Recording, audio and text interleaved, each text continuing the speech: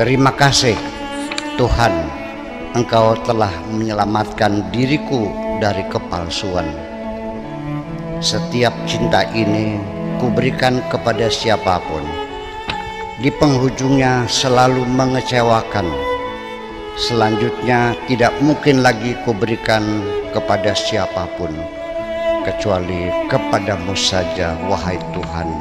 Cinta ini kupersembahkan.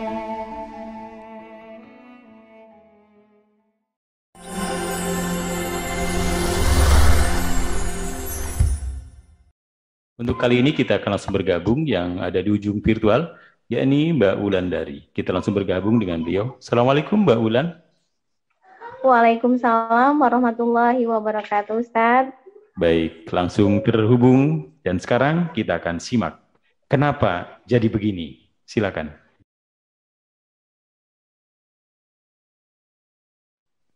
Assalamualaikum warahmatullahi wabarakatuh. Waalaikumsalam warahmatullahi wabarakatuh. Mohon izin Buya, saya mau membacakan puisi karya Buya. Kenapa jadi begini? Tidak terlalu sulit bagimu, wahai kekasihku, untuk berkorban demi seorang teman yang engkau cintai. Tetapi yang paling sulit adalah menemukan seseorang yang layak engkau berikan pengorbanan. Usiamu setiap saat selalu bertambah, itu datang sendiri. Tetapi kedewasaanmu tergantung kepada dirimu sendiri. Nanti setelah engkau menjadi besar menjulang tinggi, waspadalah akan sering diterjang angin kencang dan lalu engkau dapat tumbang. Tugasku hanya sekedar menegurmu bila engkau melakukan kesalahan, bukan marah atau membenci. Bukan maksudku untuk memiliki dirimu, tetapi yang kutunggu kapan engkau merasa memiliki. Aku menjadi lelaki bijak ketika aku tahu kapan aku harus berbicara. Engkau menjadi perempuan bijak ketika engkau tahu kapan engkau harus berdiam diri. Selanjutnya, wahai kekasihku, kebaikan hatimu itu bukan kedunguanmu, melainkan anugerah Tuhan yang terlupakan oleh orang-orang dungu. Seringkali engkau mengadukan nasibmu kepadaku sambil menangis terseduh. Pada saat itulah aku melihat ada kejujuran ketika orang berbicara sambil menangis. Sangat sulit untuk dibuat-buat. Selagi engkau masih merasa bersalah, maka tidaklah bermasalah. Tetapi kesalahanmu yang terbesar adalah ketika engkau merasa selalu dalam keadaan benar. Yang penting harapan yang ada dalam dirimu harus selalu engkau kawal terus-menerus. Jangan sampai lengah. Sebab nanti ketika engkau kehilangan harapan, maka hidup ini akan hilang segala rasanya. Harapan yang terus berbunga, dikawal dengan riang dan gembira, akan menyebabkan wajahmu tidak mudah berkerut. Pokoknya, selagi engkau masih tersenyum, wahai kekasihku, dunia masih nampak layak untuk diperhatikan.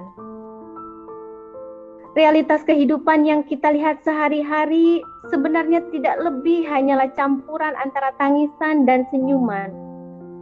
Hanya bedanya mana yang lebih banyak, apakah engkau lebih banyak menangis ataukah lebih banyak tersenyum.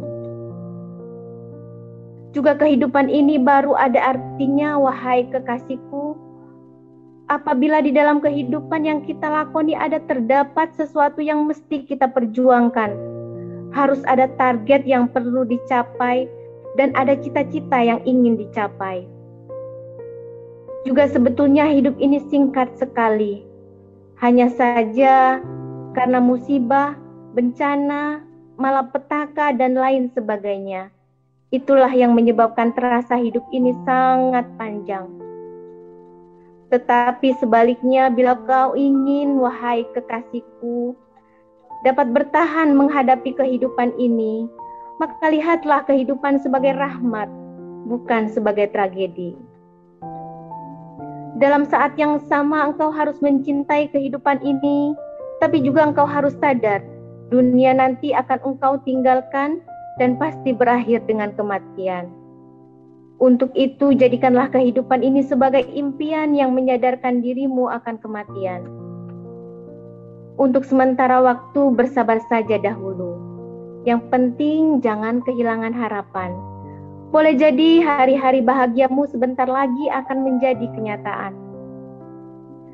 Aku sendiri tidak pernah memilih siapa orang yang harus aku cintai, tetapi hatikulah yang memilih sendiri, dan pilihan itu jatuh pada dirimu.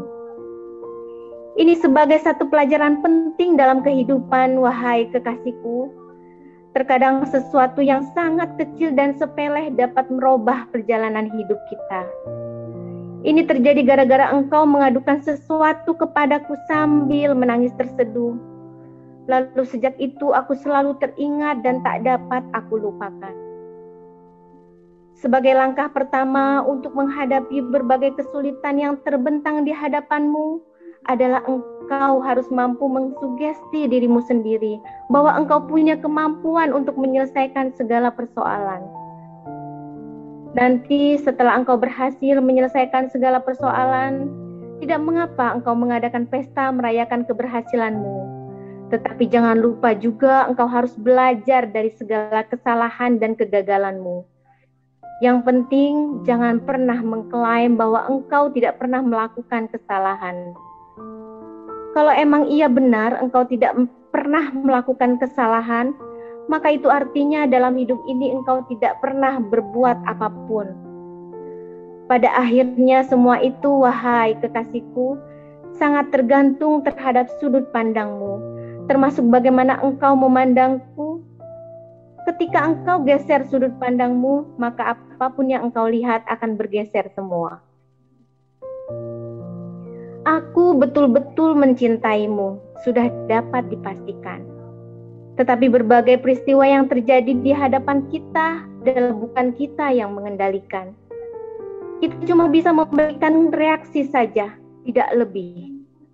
Lain kali jangan terburu-buru menyalahkan diriku ketika terjadi sesuatu. Tetapi sebaiknya engkau melihat bagaimana aku memberikan reaksi. Sangat mungkin sekali kata-kata yang keluar dari mulutmu melukai hatiku, wahai kekasihku.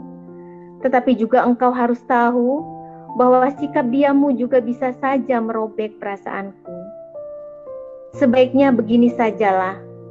Bila engkau sudah benar-benar siap, pasti aku segera mengetuk pintu rumahmu untuk melamarmu. Kemudian yang penting lagi, desas-desus tentang diriku yang engkau dengar dari orang lain, sebaiknya engkau abaikan saja. Jangan mudah percaya apa kata orang. Sebaiknya engkau yakini saja yang engkau lihat langsung sendiri. Yang sudah terjadi, ya sudah saja. Kumaafkan semua.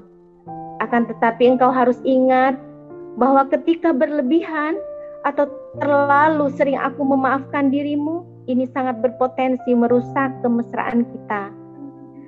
Tetapi kendati pun demikian, percayalah, aku tidak akan pernah kecewa atas segala kebaikan yang pernah aku lakukan terhadap siapapun. Nah, semua yang kulakukan hanyalah untuk Tuhanku. Atau paling tidak hanya sekedar untuk mengurangi kekecewaan, wahai kekasihku. Orang yang tidak layak jangan engkau masukkan dalam daftar skala prioritas. Pada akhirnya engkau mempersilahkan diriku untuk datang ke rumahmu, tetapi bukan untuk melamar secara resmi, melainkan hanya silaturahim dan memperkenalkan diri. Aku pun datang di sore hari sekitar pukul 16.30. Bapakmu menyambutku ramah sekali, termasuk ibumu juga terlihat sangat gembira. Dalam kesempatan itu, aku memperkenalkan diriku, tentang pekerjaanku, tentang pendidikanku, dan tentang kedua orang tuaku, sampai asal-usul nenek moyangku. Tetapi kemudian mendadak raut muka kedua orang tuamu berubah, menjadi tidak sedap dipandang.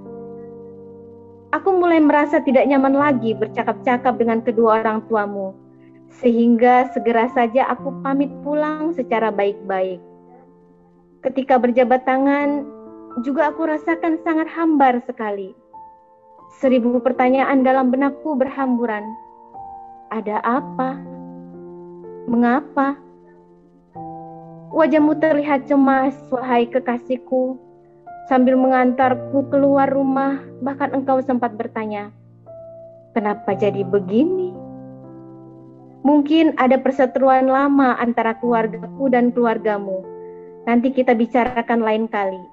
Sekarang coba engkau tanyakan dulu kepada bapakmu. Jawabku dengan langkah berat meninggalkan rumahmu. Setelah aku masuk mobil dan setelah pintu mobilku tutup, tiba-tiba engkau masuk mobil juga, duduk di sampingku. Kutatapi wajahmu. Ada apa lagi? Tanyaku. Aku ingin pulang bersamamu. Indramayu, 13 Januari 2022, Abdus Syakur Yasin. Oke, terima kasih Mbak Wulandari M. Hum dari Cirebon, luar biasa.